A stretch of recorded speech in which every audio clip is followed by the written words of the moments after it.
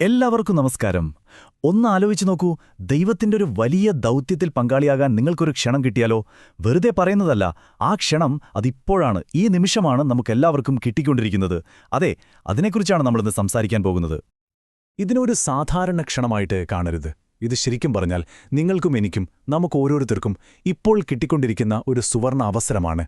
ജീവിതത്തിൽ ഒരിക്കൽ മാത്രം കിട്ടുന്നൊരവസരം, ഒരു ദൈവിക ദൗത്യത്തിൽ ഭാഗമാകാനുള്ള അവസരം.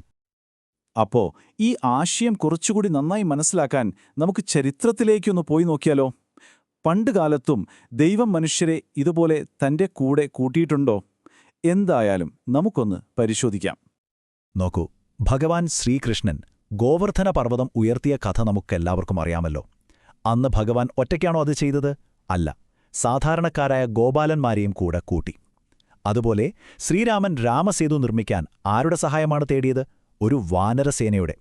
അപ്പോ ഇതിൽ നിന്ന് ഒരു കാര്യം വളരെ വ്യക്തമാണല്ലേ, ദൈവിക ശക്തികൾ എപ്പോഴും സാധാരണ ജീവികളെപ്പോലും തങ്ങളുടെ വലിയ വലിയ കാര്യങ്ങളിൽ പങ്കാളികളാക്കിയിട്ടുണ്ട്.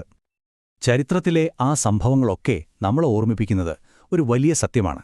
അന്ന് അവരെ സഹായിക്കാൻ വിളിച്ചതുപോലെ ഇന്ന് ദൈവം നമ്മളെയും അവിടുത്തെ സഹായികളാകാൻ ക്ഷണിക്കുന്നു.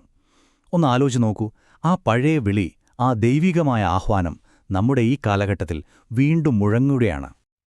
അപ്പോ ഒരു ചോദ്യം വരാം, ഈ കാലഘട്ടത്തിലെ വിളിക്ക് എന്താണിത്ര പ്രത്യേകത? എന്തുകൊണ്ടാണ് ഈ ആഹ്വാനം ഇന്ന് ഇത്രയും പ്രധാനപ്പെട്ടതാകുന്നത്? അത് ശരിക്കും രസകരമായ ഒരു കാര്യമാണ്. അതിന്റെ കാരണം എന്താണെന്ന് വെച്ചാൽ, മനുഷ്യരാശി ഇന്നൊരു നിർണായകമായ ഘട്ടത്തിലാണ് നിൽക്കുന്നത്. ഒരു വഴിത്തിരിവിൽ എന്ന് തന്നെ പറയാം. ഒരു വശത്ത് നോക്കിയാൽ വലിയ അപകടങ്ങളും നാശവും ഒക്കെ കാണാം. പക്ഷേ മറുവശത്ത് ഒരു പുതിയ യുഗത്തിലേക്കുള്ള വലിയ പ്രതീക്ഷകളുമുണ്ട്. ഈ പുതിയ യുഗത്തെ നയിക്കാൻ വരുന്നത് ഒരു വ്യക്തിയായിട്ടല്ല, മറിച്ച് ദിവ്യമായ ജ്ഞാനത്തിന്റെ ഒരു വലിയ പ്രവാഹമായിട്ടാണ്. ഇതിനെയാണ് പ്രജ്ഞാ അവതാരം എന്നു പറയുന്നത്. അതായത് ഒരു പുതിയ യുഗത്തെ നയിക്കുന്ന ഒരു ഗൈഡിംഗ് ഫോഴ്സ്, ഒരു ബോധം. അപ്പോ സ്വാഭാവികമായും ഒരു സംശയം വരും, ആർക്കൊക്കെയാണ് ഈ വിളി കേൾക്കാൻ പറ്റുക? ആർക്കൊക്കെ ഈ ദൗത്യത്തിൽ പങ്കുചേരാൻ കഴിയും? ഉത്തരമിതാണ്, ആത്മീയമായി ഉണർന്നിരിക്കുന്നവർക്ക്, ഒരു പുതിയ യുഗത്തിനു വേണ്ടി തയ്യാറെടുത്തിരിക്കുന്നവർക്ക്, പിന്നെ സ്വയം മാറാൻ തയ്യാറുള്ള ആത്മാക്കൾക്ക്. ഇവർക്ക് മാത്രമേ ഈ വലിയ മാറ്റത്തിന്റെ ഭാഗമാകാൻ സാധിക്കൂ. ശരി, അപ്പോ ഈ പ്രജ്ഞാ അവതാരം എന്ന ആശയം, അവതാരം എന്നതിനെക്കുറിച്ചുള്ള നമ്മുടെ പഴയ സങ്കല്പങ്ങളെയൊക്കെ എങ്ങനെയാണ് മാറ്റിമറിക്കുന്നത് എന്ന് നോക്കാം. ഇതൊരു പുതിയ കാഴ്ചപ്പാടാണ്. നമ്മുടെയൊക്കെ പഴയ ധാരണ എന്തായിരുന്നു? അവതാരം എന്ന് പറഞ്ഞാൽ ഒരു വ്യക്തിയാണ്, അല്ലേ? എന്നാൽ ഇപ്പോഴത്തെ യാഥാർത്ഥ്യം അതല്ല.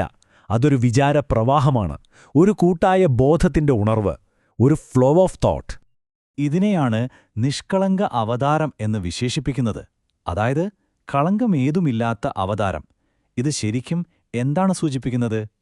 ലോകത്തിൽ ഒരു വലിയ മാറ്റം കൊണ്ടുവരാനുള്ള ഒരു ശക്തിയായി ശുദ്ധവും തെളിഞ്ഞതുമായ ജ്ഞാനം വരുന്നു എന്നതിനെയാണ്. അതുകൊണ്ട് സുഹൃത്തുക്കളെ, ഇതൊരു സാധാരണ മാറ്റമല്ല, ഇതൊരു വിചാര വിപ്ലവമാണ്. ആയുധങ്ങൾ കൊണ്ടുള്ള വിപ്ലവമല്ല, ശുദ്ധമായ ചിന്തകൾ കൊണ്ടുള്ളൊരു വിപ്ലവം. ആ വിപ്ലവത്തിൽ വെറും കാഴ്ചക്കാരനാവാതെ സജീവമായി പങ്കെടുക്കാനാണ് നമ്മോടുള്ള ഇന്നത്തെ ആഹ്വാനം. അപ്പോ ഈ വലിയ ദൗത്യത്തിൽ നമ്മൾ പങ്കുചേരണമെങ്കിൽ നമ്മുടെ ആത്മീയതയോടുള്ള സമീപനത്തിൽ എന്തു മാറ്റമാണ് വരുത്തേണ്ടത്? അതാണ് അടുത്ത ചോദ്യം.